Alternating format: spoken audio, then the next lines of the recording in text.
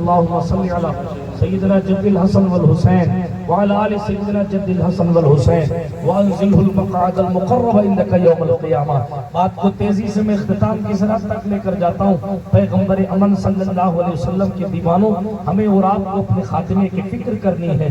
ہم جو بول رہے ہیں وہ بھی لکھا جا رہا ہے، ہم جو کسی کے ساتھ کر رہے ہیں وہ بھی لکھا جا رہا ہے. کسی کے ساتھ بدسلوکی کی وہ بھی لکھا گیا، کسی کے ساتھ خوش اخلاقی سے پیش آئے وہ بھی لکھا گیا، کسی کے لیے دل میں جلن رکھی وہ بھی لکھا گیا، کسی کے لیے دل تنگ رکھا وہ بھی لکھا گیا، اور کسی کو بتائے بغیر اس کے لیے دل اپنا کھول دیا، کشادہ کر دیا. قدرت کے فرشتے وہ بھی لکھ دیتے ہیں. سارا سسٹم قدرت نے اپنے فرشتوں کو دے رکھا ہے.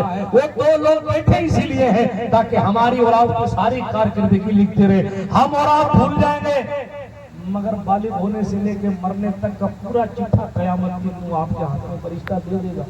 آپ بھول جائیں گے فلاں ٹائم فلانے کے کھیت میں گئے تھے، اس کی اجازت کے بغیر اس کھیت سے پھل اٹھا لائے، آپ بھول گئے، لیکن فرشتہ لکھ دے گا آپ نے فلاں صاحب کی چیز کو ان کی اجازت کے بغیر لے لیا تھا، لہذا حساب تو سمجھ آ رہی ہے. حضرت عیسیٰ کا دور تھا غالباً، ایک بندہ انتقال کر گیا، بہت نیک آدمی تھا، انتقال ہو گیا اس کا.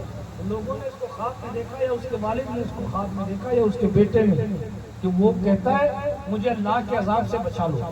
سن رہے ہیں آپ؟ اللہ کے عذاب سے. اس کو پوچھا گیا کہ بھائی تو بڑا نیک آدمی تھا، بڑا اچھا آدمی تھا، تجھے کیسے عذاب ہوا؟ اس نے کہا میں کٹھر اٹھاتا ہوں سب پہ، کٹھر، لکڑیوں کا کٹھر. ایک بار لکڑیوں کے گٹھر میں سے ایک سیکا دانت کھودنے کے لیے میں نے لکڑی والوں کی اجازت کے بغیر لے لیا.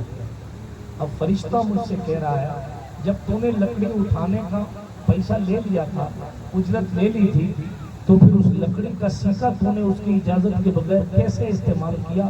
حساب تو تب جنت کی کڑی کھولے.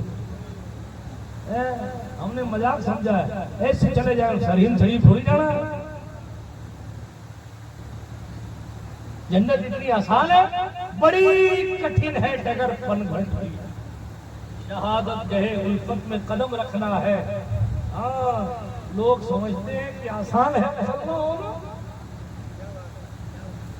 اس کے رشتہ دار اس لکڑی کے مالک کے پاس گئے کہ میرا بیٹا پریشان، تو معاف کر دے بھائی، تیری چیز تھی. اس نے کہا میں نے معاف کیا. انہوں نے پھر خواب دیکھا کہ میں بڑے سکون سے ہوں، اس نے معاف کر دیا، میرے اللہ نے مجھے معاف کیا. قصہ پڑھ رہا تھا کہ بندہ قبر میں پہنچا. جب قبر میں پہنچا فرشتوں نے سوال کیا عربی میں، من رب کا، تیرا رب کون ہے؟ تیرا رب کون ہے؟ سبحان اللہ، سبحان اللہ. اس کو جواب نہیں آ رہا، اس کی زبان پہ جواب نہیں آ رہا. وہ بڑا حیران. اس نے کہا میں تو نہیں پڑھتا، پھر مجھے جواب نہیں آ رہا. سن رہے نا؟ امید ہے سمجھ میں بات آ رہی. میں تو بڑا نیک آدمی، پھر مجھے جواب نہیں آ رہا. فرشتہ پوچھ رہا ہے سوال قبر میں، اور اسے جواب نہیں. اچانک ایک نور چمکا اس کی قبر. سبحان اللہ. جب نور چمکا تو اس نور کی برکت سے اس کی زبان پر جواب آ گیا، اور اس نے فرشتوں کے سوالوں کا جواب دیا. لیکن اس نے سوال کیا، پوچھا کہ میں تو نیک تھا، پھر مجھے جواب کیوں نہیں آیا؟ تو اس کو بتایا گیا، سن لیجیے، قرآن شریف کھول کے سن لیجیے. اس کو بتایا گیا تم غیر ضروری باتیں زیادہ کرتے تھے. کیا جن باتوں کی ضرورت نہیں ہے. ہمارے دیکھیے نا ہر چوراہے پر پنچایتیں ہو رہی ہیں اور سمجھ رہے ہیں کہ بڑے سیدھے جائیں گے. صبر کرو ذرا سا، سنو اس روایت کو. گھر کی خبر نہیں ہے، مودی جی کی چریتر پر باتیں ہو رہی ہیں. کرکٹ کا موسم آ جاوے تو تندولکر کی سوانح حیات پڑ جا رہی ہے اور حضور کے دادا کا نام پتہ نہیں. یہ مسلمانوں کا حال ہے. اس کے بعد فلانا بولتا ہے، فلاں اسلام کے خلاف بولتا ہے، فلاں اسلام کے خلاف بولتا ہے، فلاں فلاں آپ کو ڈیبیٹ کرنے کے لیے، آپ کو گرانے کے لیے آپ کا مذہب پڑھ رہا ہے اور اس کو جواب دینے کے لیے آپ نہیں پڑھ رہے ہو، کوئی مقابلہ ہے؟ وہ تعصب کا چشمہ لگا کر، نفرت کی عینک پہن کر قرآن ٹٹول رہا ہے اور آپ کو قرآن پڑھنا نہیں آ رہا ہے، جواب دے پاؤ گے؟ ابھی تو تھوڑا بہت علم باقی ہے، ڈرتا ہوں کہ اگلی نسلوں کا کیا ہوگا۔ قرآن کا غلط ٹرانسلیشن آج کی تاریخ میں نیوز چینل پر بیٹھ کر ہو رہا ہے اور لوگ اس کا ریپلائی ڈھنگ سے نہیں کر پا رہے۔ کیوں؟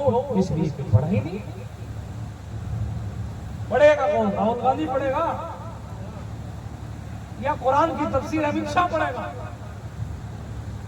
جس کا مقدر تھا جو قرآن پر ایمان لائے، انہوں نے قرآن کو تاک کھول پر رکھا،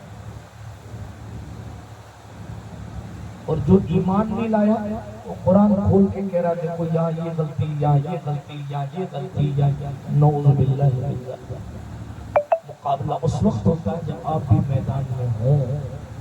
اس لیے کہوں گا اپنے بچوں کو پڑھائیے، پڑھا لکھا عالم دین بنائیے، فارمیلٹی والی دستاریں سائیڈ میں رکھو، علم ہونا چاہیے۔ ہمارے یہاں یہ بھی ایک لفڑا ہے، فلانے جگہ سے سند کو چھوڑ، تو ہے کتنے پانی میں اس پر بات کر، فارمیلٹیوں کی نظر ہو گئی، ہم نے ہر چیز رسم کی نظر کر دی، چاہے وہ جلوس ہو، چاہے وہ جلسہ ہو، چاہے وہ عرس ہو، چاہے وہ تلاوت، نعوذ باللہ من ذالک، اللہ معاف کرے۔ کوئی کئی کا سند یافتہ ہو، میں کسی کی تنقید نہیں کر رہا، لیکن صاحب آپ کے پاس علم ہے یا نہیں ہے اس پر بات۔ ایسا عالم بناؤ اپنے بچوں کو جن کے پاس علم ہے، کہ اگر دوسری تیسری پشت ان سے دین کے بارے میں وہ سوال کریں جو دوسرے مذہب کا شخص کوسچن مارک لگاتا ہے، اعتراض کرتا ہے، تو کم سے کم اتنا علم ہو کہ اپنے عقیدے کی حفاظت کے لیے وہ مطمئن کرنے والا جواب دے سکے۔ اگر ایسا نہیں ہوا، بددعا نہیں دے رہا، حالات اچھے نہیں ہیں مستقبل۔ ضروری ہے، آپ خوب پیسے خرچ کرتے ہیں مجھے معلوم ہے، آپ کی عقیدتیں آسمان پر ہیں مجھے معلوم ہے، لیکن اپنی ان خرچوں اور اپنی ان عقیدتوں کو صحیح راہ میں، صحیح وے میں لینے کی کوشش کیجیے، تاکہ آنے والی نسلیں آپ کی قبر پر فاتحہ پڑھنے والی ہوں، وگرنہ لوگ اسی میں الجھ جائیں گے کہ یہ صحیح ہے کہ وہ صحیح ہے۔ ہاں، نہ خدا ہی ملا، نہ مثال صنم، نہ ادھر کے رہے نہ ادھر۔ بات کو ختم کروں، واقعہ پورا کر کے پوچھا، بھائی صاحب غور کیجیے، فرشتے سے پوچھا، میں تو نیک آدمی تھا یار، میں جواب کیوں نہیں دے پا رہا تھا؟ اس نے کہا غیر ضروری باتیں زیادہ کرتے، جو باتوں کی ضرورت نہیں تھی نا وہ باتیں کرتے تھے، اس لیے جواب دینے میں مشکل آئی۔ کہا پھر وہ روشنی کیسی تھی؟ سبحان اللہ، پہلے سے بول دیجئے سبحان اللہ۔ کہا وہ روشنی کیسی تھی؟ کہا تیری زبان حضور پر درود بھی پڑھا کرتی تھی، وہ چمک حضور نہیں تھے، حضور پر پڑھا گیا درود تھا۔ درود شریف میں آ کر کا مولا اگر اس نے کبھی غیر ضروری باتیں کر لی ہے تو اس نے تیرے محبوب پر درود بھی پڑھا ہے، لہذا درود پڑھنے کی برکت سے آسانی کی جائے۔ کفایت اللہ کافی کو پھانسی دی جا رہی ہے اور ان سے کہا جا رہا ہے، او مولانا کفایت اللہ، تمہاری کوئی آخری خواہش ہے؟ تو انگریزوں کو منہ توڑ جواب دیتے ہوئے عاشق صادق کہتا ہے، کاغذ دے دو، قلم دے دو، مرتے مرتے اپنے محبوب کی نعت لکھنا چاہتا ہوں۔ تب لگتے ہیں جاتے جاتے، سنو بھائی جو کہے گا صاحب لولاک کے اوپر درود آگ سے محفوظ، اس کا تن بدن ہو جائے گا۔ اور کافی کیا ہے؟ نام شاہان جہاں مٹ جائیں گے، لیکن یہاں حشر تک نام و نشان پنجتن رہ جائے گا۔ میں تو جان رہا ہوں لیکن سب فنا ہو جائیں گے کافی، ولیکن حشر تک نعت حضرت کا زبانوں پر سخن رہ جائے گا۔ قرآن نے کہا بے شک موت جس سے تم بھاگتے ہو وہ موت کا فرشتہ تم سے ملاقات کرے گا. تم بھاگ کے کہیں جا نہیں سکتے, کہیں جا نہیں سکتے. ہندوستان کی گورنمنٹ سے بھاگ کر دوسرے ملک میں جایا جا سکتا ہے, مگر موت کے فرشتے سے بھاگ کر کہیں جایا نہیں جا سکتا. بات آ رہی ہے سمجھ میں؟ اینما تکونوا یدرککم الموت. تم چاہے جہاں رہو موت کا فرشتہ چاہے جاؤ. وَلَوْ كُنْتُمْ فِي بُرُوجٍ مُشَيَّدَةٍ. قرآن کہہ رہا ہے اگرچہ مضبوط قلعے میں خود کو پیک کر لو, گھوم کر لیا, اگرچہ مضبوط قلعے میں بھی ہو تب بھی موت کا فرشتہ وہاں پہنچ جائے.